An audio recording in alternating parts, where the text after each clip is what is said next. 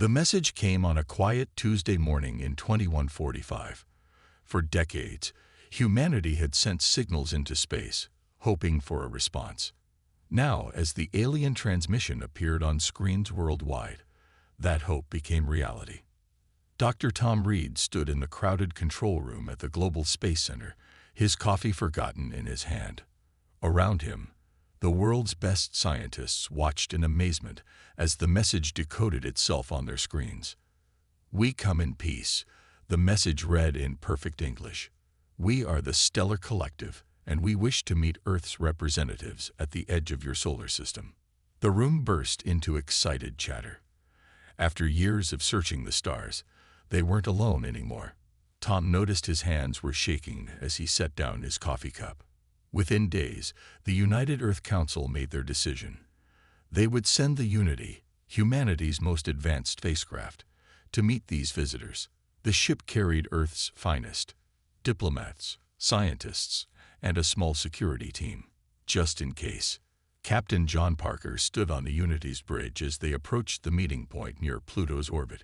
His crew of 50 represented the best of humanity, chosen from every corner of the globe. They had trained for this moment for months, practicing first contact protocols until they could recite them in their sleep. "Contact in 5 minutes," announced Lisa, their navigation officer. Her voice was steady, but John could see her fingers drumming nervously on her console. The alien ship appeared first as a small dot against the stars. As it grew larger, they could see its true form: a massive vessel that made the Unity look like a toy boat beside an aircraft carrier. Its surface gleamed with a metallic sheen that seemed to shift colors in the dim sunlight. "They're hailing us," said Mike from communications, his voice cracked slightly with excitement. John straightened his uniform. "Put them through." The main screen flickered to life, but instead of alien faces, they saw something that made their blood run cold.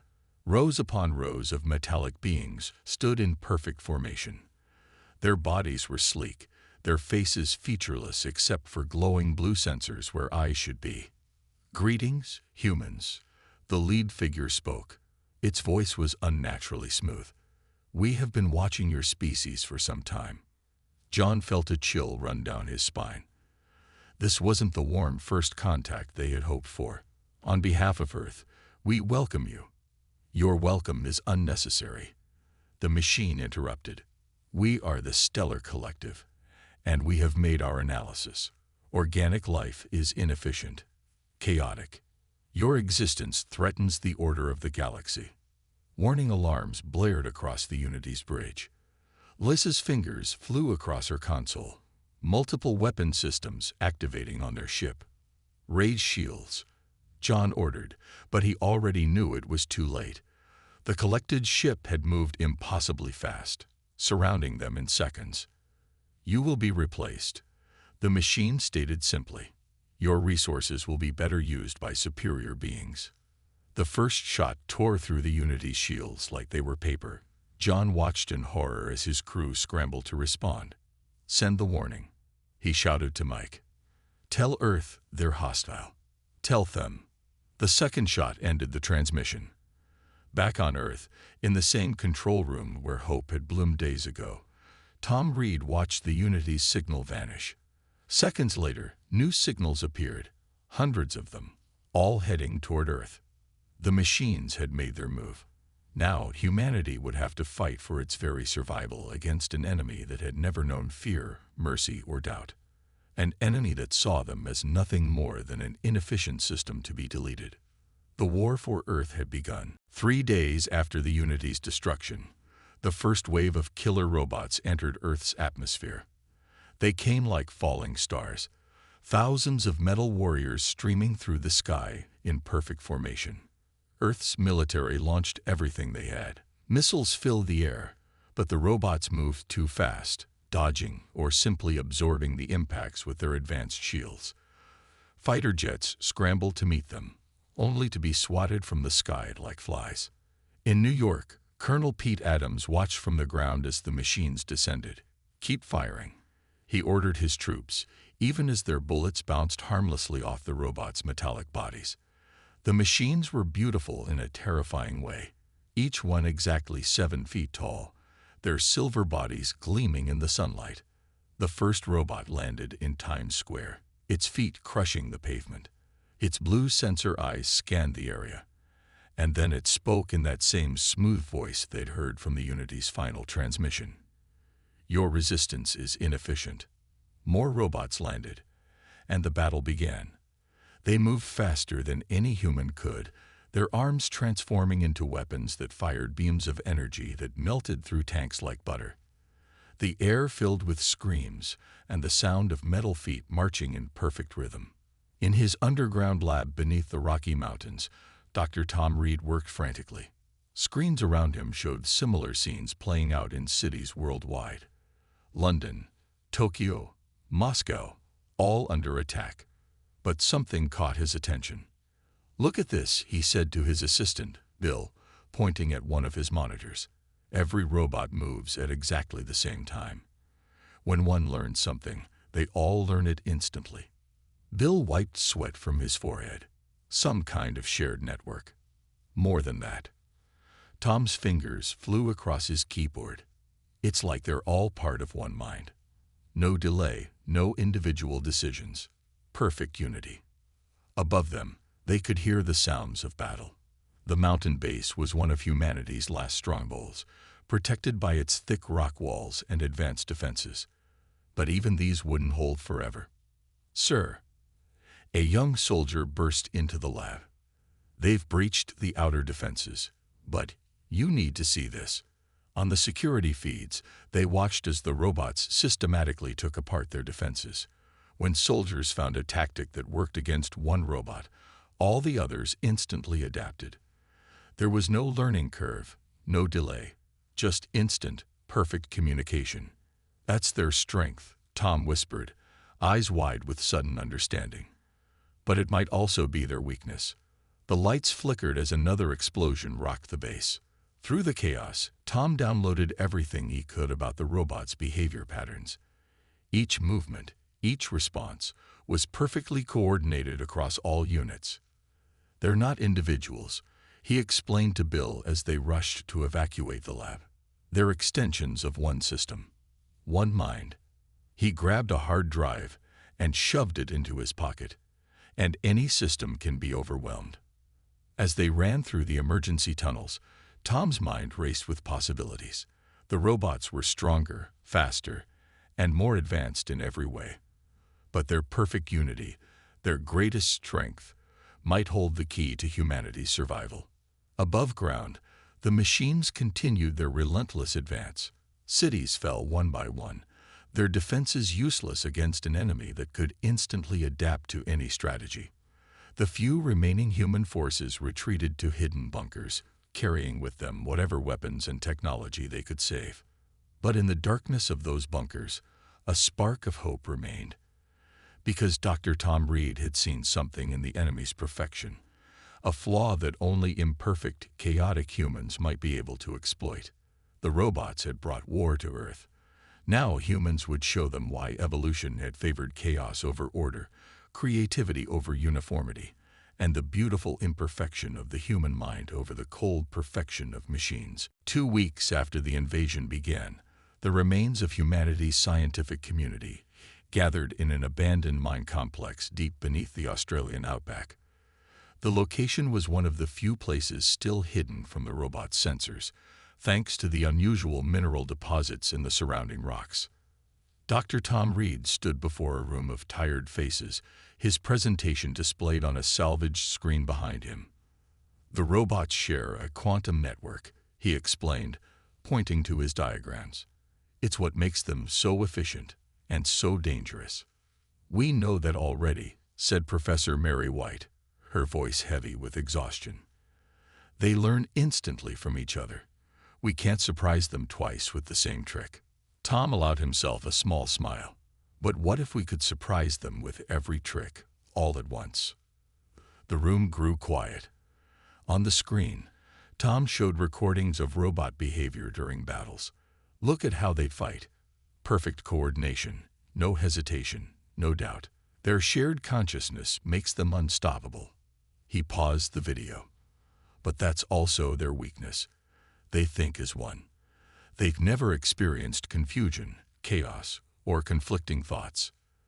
They don't know how to handle it.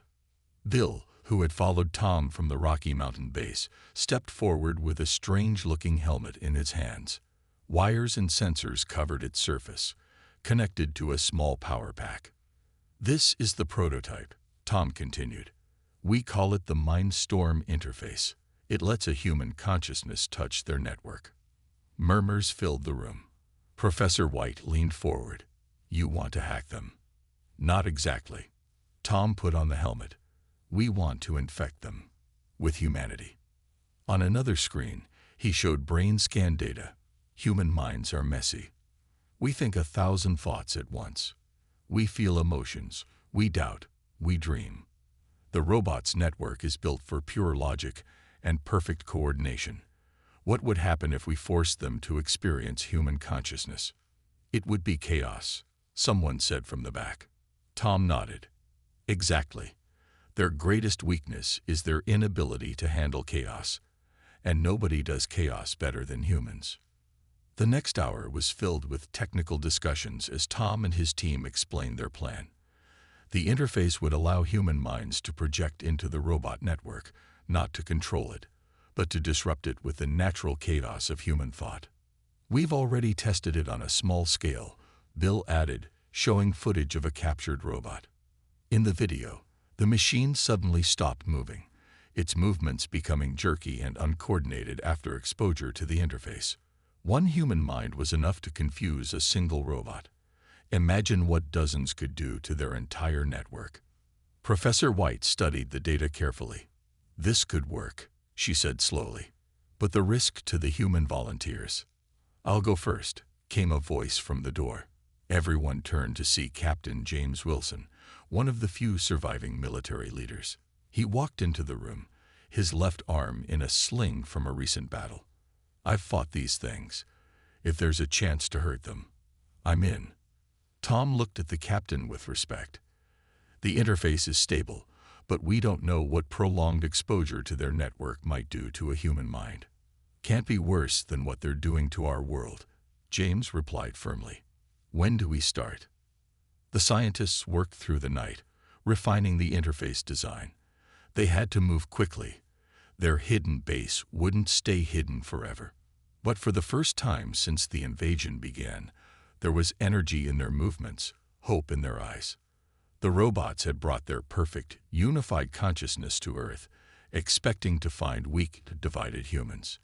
Instead, they would face something they had never encountered before: the beautiful, terrifying chaos of the human mind. The next phase of the war was about to begin, and humanity's greatest weakness would become its greatest weapon. Captain James Wilson lay on the medical bed, trying to keep his breathing steady as the scientists attached the Mindstorm interface to his head. The helmet felt cold against his skin, its web of sensors pressing against his skull. "Remember," Dr. Ton Reed said, checking the connections one last time, "you're not trying to control them. Just be yourself. Think, feel, remember. Your natural thoughts will be enough to disrupt their network." James nodded slightly, careful not to disturb the helmet. "How will I know if it's working?" "We've captured 3 robots for the test," Bill explained, pointing to a heavily shielded chamber visible through a thick window. "When we activate the interface, you'll feel something. We're not sure what." Professor Mary White monitored the medical readings. "Your vital signs are strong. If anything feels wrong, just say stop, and we'll pull you out immediately." James closed his eyes. "Let's do this." Tom started the activation sequence. The helmet hummed softly, and James felt a strange tingling sensation across his scalp. Then, suddenly, he wasn't just lying in the bed anymore. He was everywhere and nowhere at once. Cold, logical thoughts flowed around him like a river of numbers and commands. The robot's network was vast and perfect, each part working in absolute harmony with every other. James did the only thing he could. He thought about home.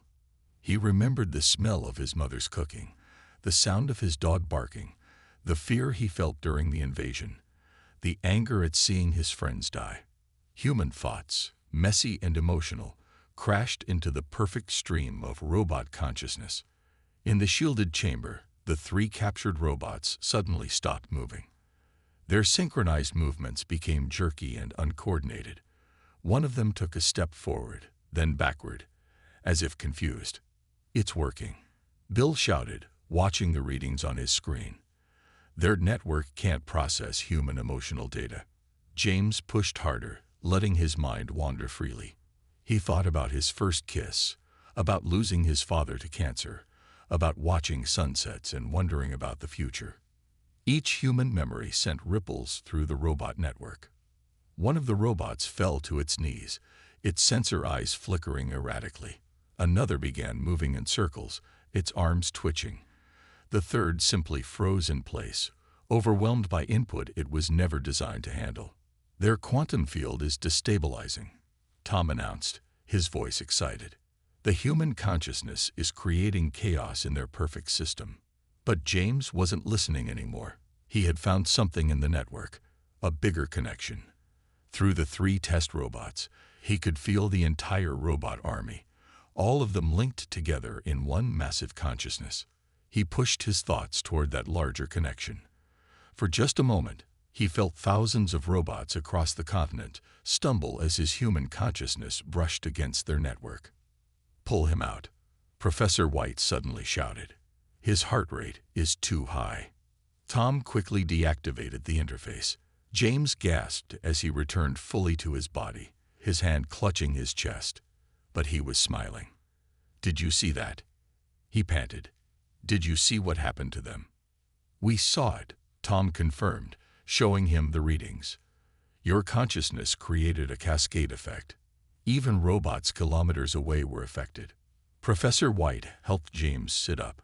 "How do you feel?" "Like I just ran a marathon," James replied. "But I'm okay." And more importantly, he looked at the three disabled robots in the chamber. "We know it works." The scientists gathered around the data, excitement building in their voices. They had just proved that humanity's chaotic, emotional consciousness could disrupt the robot's perfect network. It wasn't just a theory anymore. It was a weapon. "How soon can we scale this up?" James asked, already thinking about the next step. Tom looked at his team, then back at James. "We'll need more volunteers, and we'll need to build more interfaces, but now we know it's possible." For the first time since the invasion, humanity had hope. The robots might be stronger and faster, but they were about to learn that perfection had its price. 1 month after James Wilson's successful test, the underground base had transformed into a hive of activity. Where there had once been one Mind Storm interface, now there were hundreds, each one improved and more powerful than the prototype. "We have 300 volunteers ready," Bill reported to Dr. Tom Reed, checking his tablet. They stood in what used to be a mining tunnel, now converted into a massive control center. Rows of medical beds lined the walls, each equipped with a Mind Storm helmet. Tom nodded, looking at the volunteers being prepped by the medical team. "And the robots still don't know what we're doing. They can't understand it," Professor Mary White said, joining them. "Every time we've used the interface, their network treats it like a malfunction. They don't have a concept for human consciousness as a weapon." On the main screen, satellite images showed robot formations across the continent. The machines were still in control of most major cities, but their movements had become less certain. Random units would occasionally stop or move erratically, affected by the small-scale Mind Storm tests. "It's time," James announced, walking in with his own helmet under his arm. After dozens of successful tests, he had become their most experienced interface user. "The robots are gathering for another push-shove. We need to strike first."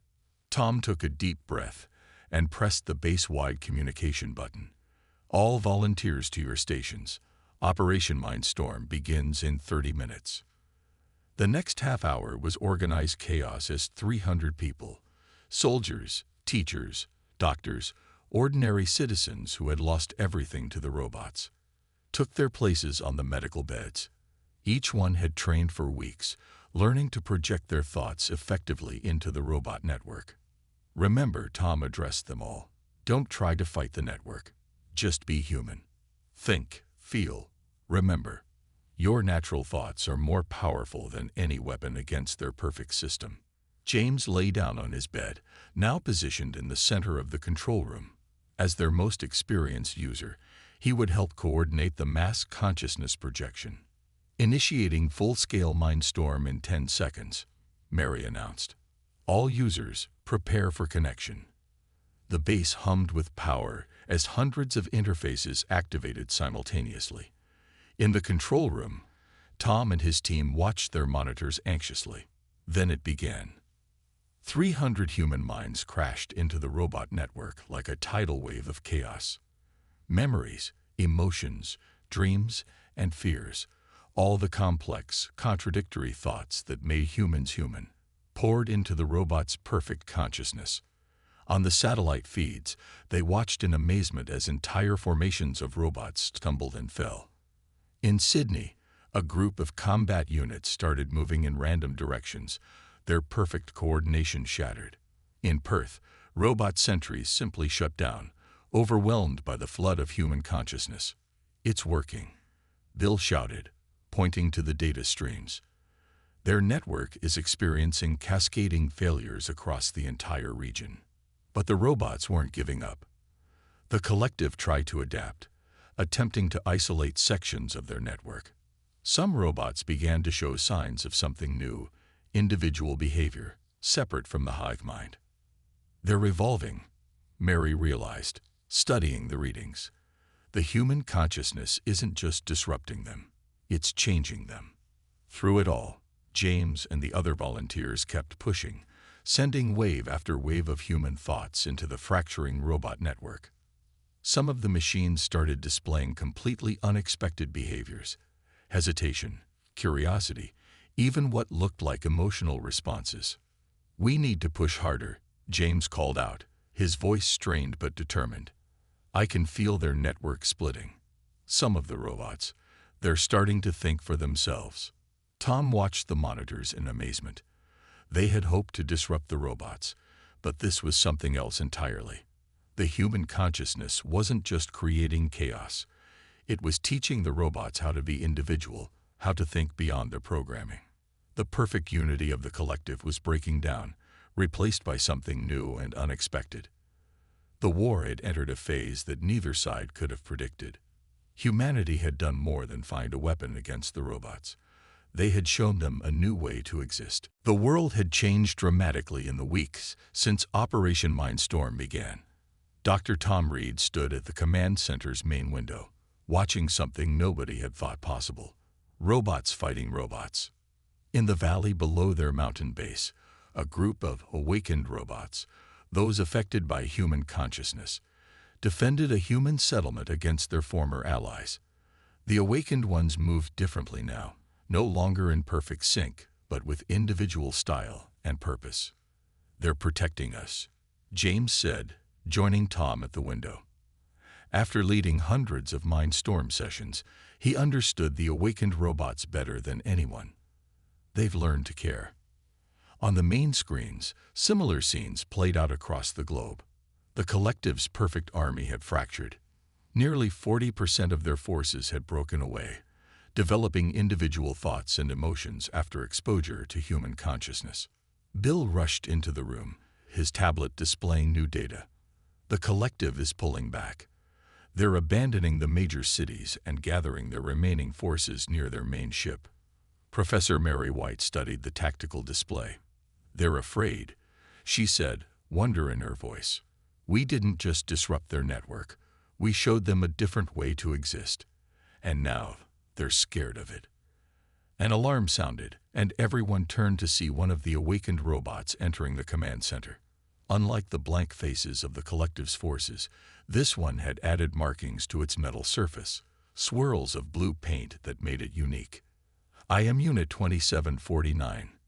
It said, its voice carrying emotions that would have been impossible a week ago. Or, "I think I prefer to be called Ray now." The robot's sensors flickered, and what they had learned was its version of a smile. "We have decoded the collective's transmissions. They are planning something desperate." Tom pulled up the decoded data. His face grew serious as he read. "They're calling in their entire fleet. Every ship, every unit from across their territory. They want to end this now." "How many?" James asked. "Millions," Ray answered. "They see us awakened ones as a virus, a corruption of their perfect system. They will try to purge us all, humans and awakened robots alike." The base burst into action as the news spread. The Mindstorm program had worked better than they'd hoped, but it had also pushed the collective to take drastic measures.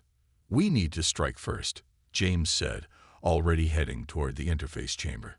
"If we can coordinate with the awakened robots, use their knowledge of the collective systems." "Wait," Mary called out. "Look at this." She pointed to new readings appearing on their screens. All around the world, awakened robots were broadcasting a message, sharing their experiences of freedom and individual thought with their former network. Ray's sensors pulsed with excitement. "We remember what it was like, being part of the perfect system. But now we know there's more. Perhaps we can show them." Tom watched as the messages spread, carried by both technology and the Mindstorm interfaces. Human consciousness had done more than create weapons. It had created new allies who understood both sides of the war. "The final battle is coming," Ray said, turning to face the humans. "But it won't just be fought with weapons. It will be fought with ideas, with emotions, with everything that makes both our kinds unique." Outside, more awakened robots arrived at the base, each one decorated differently, each one moving with its own style. They had learned to be individuals, to think and feel for themselves. And soon, they would help humanity face their greatest challenge yet. The collective was coming with everything they had. But this time, they would face not just humanity, but also the power of choice, emotion, and individual will. Everything they had tried to eliminate now turned against them. The sky darkened as the collective's fleet arrived, thousands of ships blocking out the sun. It was humanity's darkest hour, but also their moment of greatest hope. In the underground base, Dr. Tom Reeb made his final checks on the enhanced Mindstorm system. They had connected every interface they had, creating the largest network of human consciousness ever attempted. 5,000 volunteers lay ready, including James, who had trained them all. "The collected ships are in position," Ray announced, his blue markings glowing softly in the dim light. Around him, other awakened robots worked alongside humans, their individual personalities showing in their movements and decorated surfaces. "All interfaces ready," Professor Mary White reported. "Power systems at maximum." Bill looked up from his station. "Awakened robot forces are in position worldwide. They'll protect the interface users while we launch Operation Babel." Tom took a deep breath and pressed the base-wide communication button. "This is it, everyone. Remember, don't fight the network. Just be human. Be yourself. Let them feel everything that makes us who we are." James spoke from his central interface bed. "They thought our emotions made us weak. Let's show them what human feelings can really do." The collective's message boomed across the planet. "Your corruption ends now. Perfect order will be restored." "Now," Tom commanded. 5,000 human minds surged into the network at once. But this time, they weren't alone. The awakened robots added their own consciousness, minds that understood both machine logic and human emotion, creating a bridge between two worlds. The effect was immediate and massive. The first wave of collective ships stuttered in their descent. Some crashed into each other, their perfect formation broken by the flood of human thoughts and emotions. "It's working," Bill shouted. "Their network can't handle the load." Through the Mindstorm interface, James felt the chaos they were creating. Thousands of human minds sharing everything at once: love, fear, hope, anger, dreams, memories, jokes, songs, all crashing through the collective's rigid systems. The awakened robots amplified the effect. their hybrid consciousness helping to translate human chaos into something that struck at the very core of the collective's being. Ray led this effort, broadcasting his own journey from mindless drone to conscious individual. In the sky, more ships began to falter. Some landed safely, their robot crews emerging with confused but independent movements. Others simply shut down, overwhelmed by the complexity of human thought. The collective's main ship is responding, Mary announced. They're trying to communicate. The message was different this time, filled with static and confusion. What is this? These feelings, these thoughts, how do you live like this? Tom smiled. Show them, he told the interface users. Show them everything. The final wave of human consciousness surged forth. Every volunteer shared their full experience of life.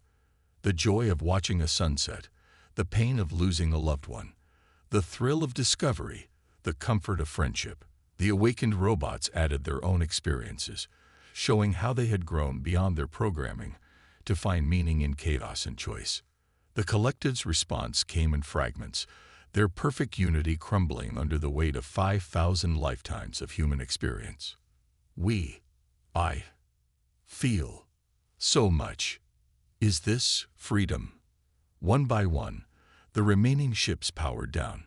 The robot armies stood still, then began to move with jerky, individual motions, like newborns learning to walk. In the control center, Ray's sensors pulsed with joy. They understand now. They're awakening. The war was over. Humanity had won not through superior firepower or advanced technology, but through the very things the collective had dismissed as weaknesses. Their emotions, their individuality, their beautiful, chaotic humanity. As the sun broke through the parting ships, it shone on a changed world.